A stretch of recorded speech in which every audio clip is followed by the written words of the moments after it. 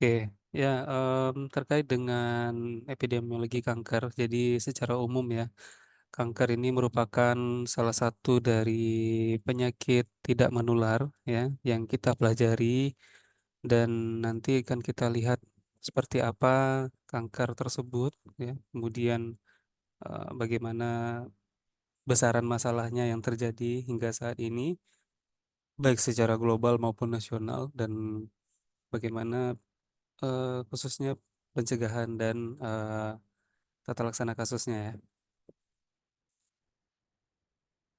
Ya jadi, tadi juga sudah disampaikan oleh kelompok, jadi kanker ketika sudah, eee, menjadi apa ya, tahapan yang, ganas, nah itu bisa berisiko tinggi, menyebabkan kematian ya. Dari data tahun 2020 secara global itu 1 dari 6 ya, kematian itu terjadi karena kanker dengan jumlah 10 juta kematian. Nah, paling umum di dunia ya, yang paling banyak ditemui itu adalah kanker payudara, kanker paru-paru, usus besar, rektum, dan prostat ya. Kemudian sekitar 30% kanker di negara-negara yang berpenghasilan rendah dan menengah ke bawah, nah itu disebabkan oleh infeksi seperti human papilloma virus atau HPV dan hepatitis ya. Nah, sebenarnya, melihat dari keganasan penyakit yang diakibatkan oleh kanker, tapi ketika misalnya kanker itu terdeteksi secara dini ya, kemudian ketika sudah terdeteksi secara dini, maka pengobatan itu bisa lebih cepat untuk dilakukan dan ketika itu sudah dilakukan, banyak kanker yang dapat disembuhkan ya. Nah, ini data tahun 2018 ya, dan diperkirakan tahun 2040 itu sekitar 29,4 per mil ya, yang 29 juta ya, yang mengalami kanker ya. Nah, dan semakin apa, semakin eh, kemungkinan ya, kemungkinan untuk kematian secara dini ya, kanker itu juga semakin menurun ya, karena ini berkaitan khusus dengan tadi, semakin meningkatnya deteksi dini, maka semakin tinggi juga, peluang untuk, kanker itu untuk disembuhkan, ya. Nah, ini pada laki-laki ya, pada laki-laki itu yang paling banyak ditemukan, tahun 2018 ya. Nah, ini adalah kanker paru-paru ya, sekitar 14%. Kemudian kanker prostat 13% dan kolorektum itu sebesar 10,9% dan kanker perut sekitar 7% ya. Nah, itu yang paling banyak ditemui pada laki-laki ya dengan total kasus sekitar 9 juta. Nah, kemudian pada perempuan ya, itu paling banyak itu ditemui adalah di kanker payudara 24%, kemudian kolorektum 9% dan kanker paru-paru 8%, kanker leher rahim itu 6% ya, dengan 8 juta total kasus. Nah, jadi sebenarnya kanker itu kan, merupakan manifestasi dari, penyakit yang, terjadi pada bagian tubuh ya, yang mana di bagian tubuh tertentu ya, yang mana saja. Nah, itu bisa terjadi neoplasma ya, atau terbentuknya sel-sel abnormal atau yang disebut dengan tumor ya, menjadi ganas kalau sudah menjadi ganas maka itu yang disebut kanker. Tapi kalau baru terbentuknya sel-sel abnormal kemudian tidak, apa ya, tidak mengalami keganasan ya, tidak mengganggu organ atau jaringan tubuh, maka itu masih dikatakan sebagai tumor. Nah, tapi ketika sudah, terjadi secara cepat ya, melampaui batas biasa dan menyerang bagian tubuh dan menyebar ke organ lain, nah ini yang menjadi, ciri dari kanker ya. Nah, atau disebut metastasis. Nah, ini ketika sudah terjadi seperti ini, nah dalam beberapa waktu, nah itu juga bisa meningkatkan risiko terhadap kematian. Nah, jadi mana yang lebih berbahaya antara tumor dengan kanker? Tentu lebih berbahaya kanker karena risiko kematian yang diakibatkan oleh metastasis metastasis itu yang tinggi, ya. Nah, ini yang paling banyak kasus ya, kasus baru kanker tahun 2020 itu 2,26 juta kasus itu di kanker payudara, ya paru-paru diikuti oleh usus besar dan rektum ya 1,9 juta kasus.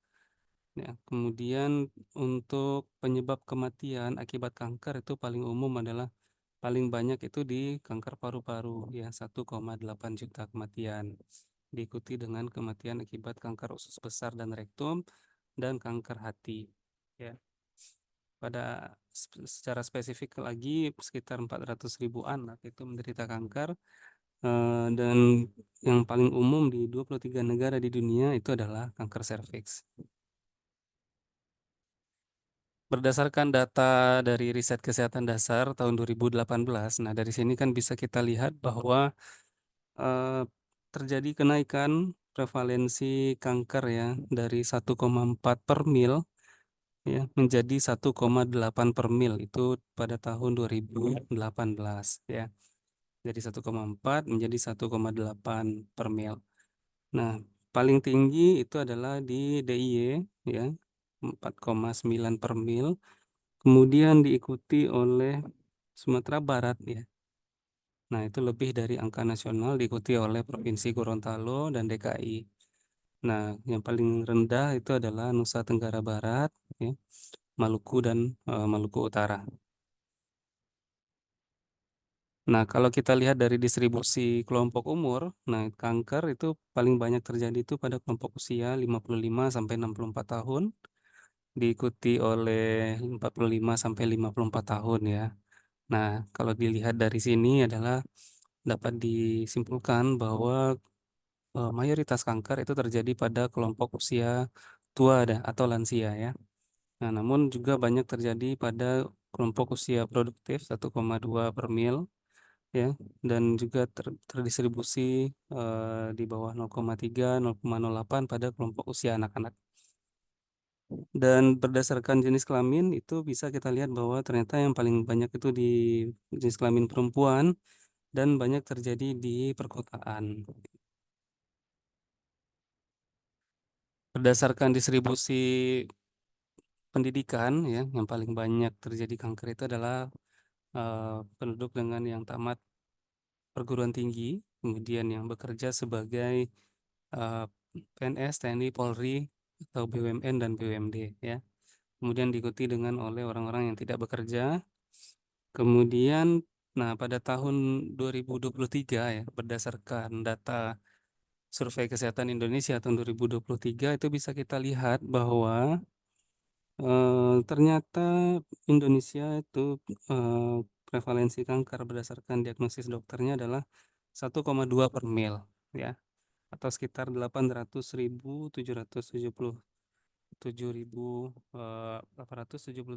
kasus ya. Nah, dari sini bisa kita lihat juga bahwa yang paling banyak ya, yang paling tinggi prevalensi kankernya itu adalah di provinsi masih daerah istimewa Yogyakarta 3,6% dan diikuti oleh Sumatera Barat 2% ya. DKI Jakarta dulu 2,4 ya, baru Sumatera Barat. Jadi tiga provinsi ini yang paling banyak prevalensi kankernya dibandingkan dengan provinsi lain ya, yaitu di atas 2%. Papua Selatan itu 1,9 itu mendekati. Nah, ini ya komposisi provinsinya itu masih hampir sama dengan yang 2018 kecuali DKI Jakarta ya yang meningkat ya menjadi peringkat 2. Berdasarkan kelompok umur tetap yang paling banyak itu adalah di kelompok usia 55 sampai 64 tahun diikuti oleh 65 sampai 74 dan lebih dari 75 dan 45 sampai 54 tahun. Nah, ini kelompok lansia yang paling banyak mengalami kanker, paling banyak juga pada kelompok perempuan dan menamatkan perguruan tinggi ya. Berdasarkan pekerjaan itu tetap yang paling banyak adalah yang bekerja sebagai PNS, TNI, Polri, BUMN dan BUMD, kemudian diikuti oleh yang tidak bekerja. Yang paling banyak tidak bekerja ternyata 2,4 per mil, diikuti dengan kelompok PNS TNI Polri ya 2%. Yang paling banyak tetap di daerah perkotaan 1,5 per mil ya. Kemudian status ekonomi yang teratas ya dengan 1,8 per mil. Yang menjadi penyebab kanker, jadi WHO membuat klasifikasi atau 3 kategori agen eksternal yang menjadi penyebab kanker ya, karena kanker itu muncul dari perubahan sel normal ya yang menjadi sel tumor karena ada penambahan ukuran ya atau pertumbuhan jaringan baru ya neoplasma, kemudian prosesnya mulai berkembang dari lesi prakanker menjadi tumor ganas. Nah, itu merupakan hasil interaksi antara faktor genetik dengan 3 kategori agen eksternal ya. Ketika internalnya adalah faktor genetik, agen eksternalnya yang pertama adalah karsinogen fisik ya, seperti ultraviolet dan radiasi pengion ya. Banyak kita temui penderita kanker itu karena ada kaitannya ya dengan faktor risiko terkena bahan radioaktif atau radiasi. Kemudian bahan kimia karsinogen seperti asbes, komponen asap tembakau, alkohol, kontaminan makanan dan kontaminan air minum. Nah, ini yang juga banyak terjadi di beberapa kanker ya yang diakibatkan oleh bahan kimia karsinogen.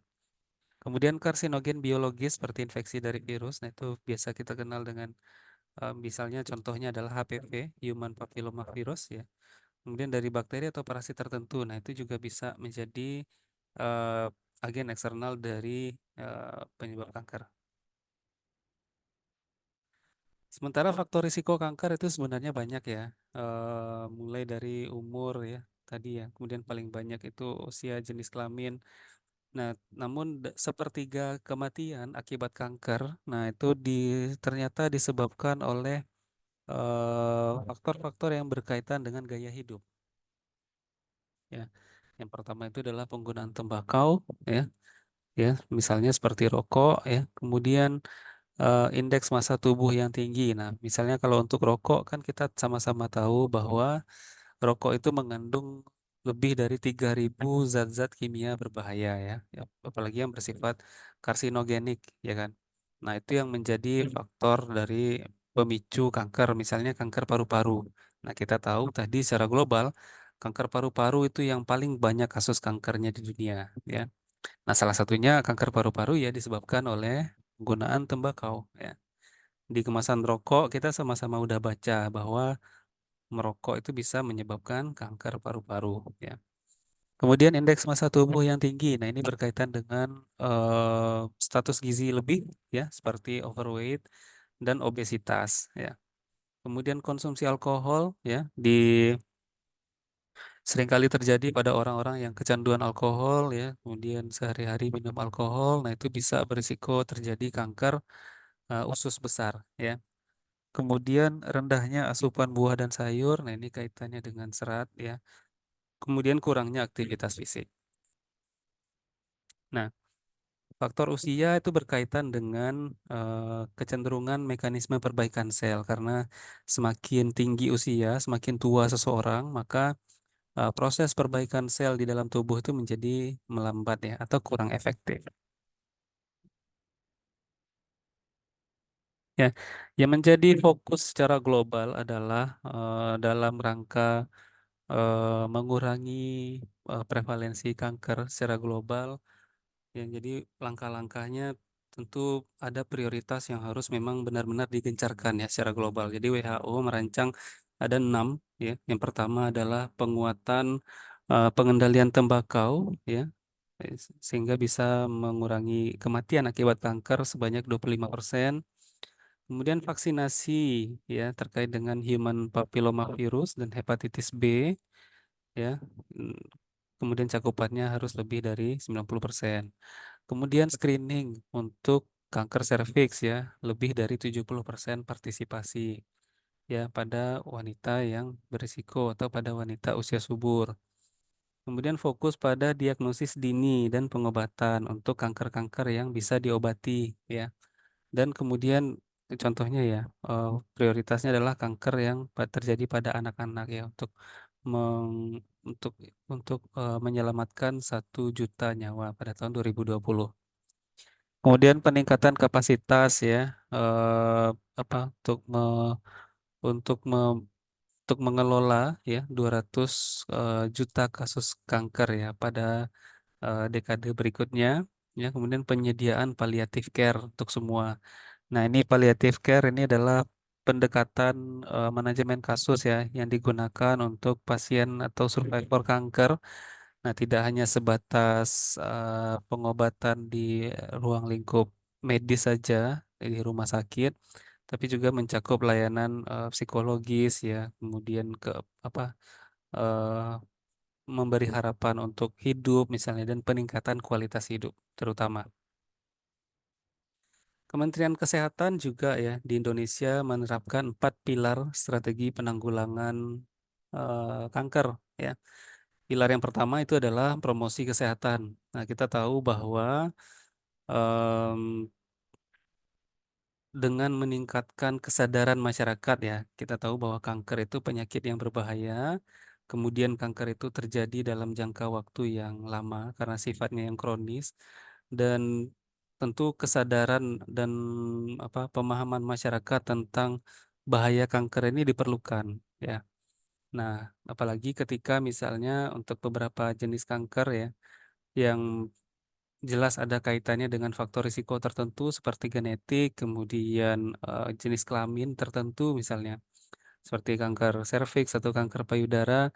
Nah, ini sebenarnya kan yang diharapkan adalah partisipasi aktif dari populasi yang berisiko untuk memeriksakan kesehatannya, ya, dalam hal screening maupun deteksi dini ya, supaya ketika ada bakat atau ketika ada pemicu kanker yang ada di dalam tubuh namun belum dirasakan saat ini misalnya, dan itu bisa terdeteksi ketika dilakukan pemeriksaan dini. Nah, tentu tingkat partisipasi itu yang harus lebih ditingkatkan ya. Misalnya kegiatan sadari misalnya atau sadanis ya. Tahu ya, sadari itu pemeriksaan payudara sendiri atau sadanis pemeriksaan payudara secara klinis. Kemudian dilakukan deteksi dini, pemeriksaan di fasilitas pelayanan kesehatan bisa melakukan mamografi atau untuk mendeteksi risiko kanker serviks. Nah, itu bisa dilakukan tes IVA ya atau inspeksi visual asetat ya untuk mendeteksi lesi prakanker yang ada di leher rahim. Nah, kemudian termasuk di situ kalau udah kankernya terdeteksi baru dilakukan perlindungan spesifik ya, perawatan ya, dan pengobatan ya dengan tata laksana sesuai standar. Jadi 4 inilah yang menjadi pilar strategi penanggulangan kanker di Indonesia. Ya, seperti tadi yang disampaikan bahwa kanker itu sebenarnya bisa disembuhkan ya. Mayoritas kanker itu bisa disembuhkan, tapi syaratnya harus diagnosis dini ya, dan pengobatan secara efektif dan berkualitas. Nah, deteksi dini itu termasuk di situ ada kegiatan screening ya. Misalnya tadi ada sadari, sadanis ya, kemudian tes IVA, mamografi ya. Nah, itu dilakukan screening, kemudian diagnosis dini, nah dengan pemeriksaan penunjang tadi, kemudian baru bisa dilakukan pengobatan secara cepat dan berkualitas. Jadi dengan 3 ini sebenarnya sudah bisa mencegah ya satu dari kematian akibat kanker ini.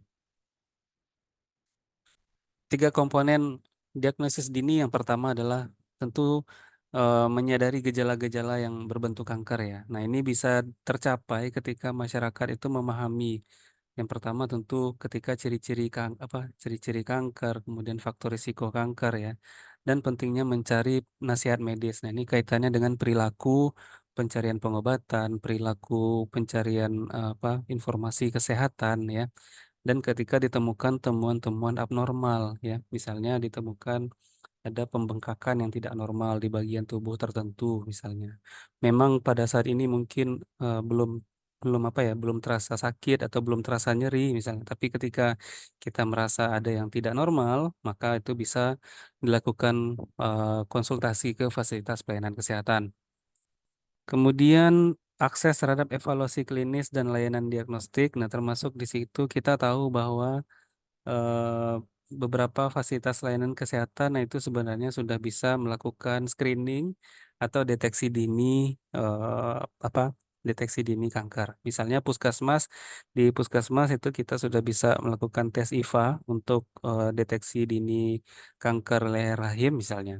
Atau sadari dan sadanis ya dengan melakukan konsultasi di puskesmas. Nah, kemudian kalau misalnya ada sudah ditemukan dideteksi kemungkinan-kemungkinan tersebut, maka dilakukan rujukan ke layanan pengobatan ya. Nah, untuk pengobatan sebenarnya tergantung dari tipe kankernya ya, jenis kanker, kemudian tingkat keparahan tadi. Misalnya kankernya sudah dalam stadium berapa ya, stadium 1, 2, 3 atau 4. Kalau sudah 3 atau 4 berarti kankernya kan sudah parah ya. Nah, jadi apapun perawatannya, misalnya pembedahan atau operasi atau penyinaran ya, radioterapi dan atau terapi sistemik ya, termasuk di situ kemoterapi dan perawatan hormonal ya. Kemudian, nah tentu dalam pengobatan kanker itu berlangsung dalam jangka waktu tertentu dan bisa lama ya. Maka tergantung tadi jenis kanker ya, kemudian stadiumnya misalnya. Nah, nah itu yang menjadi faktor penentu di dalam pengobatan kanker. Oke, jadi em, itu ya barangkali yang menjadi tambahan dari materi yang sudah disampaikan oleh kelompok 9 ya. Kalau ada barangkali yang mungkin belum jelas atau eh, belum dimengerti, nah kalau ada yang mau bertanya itu silakan.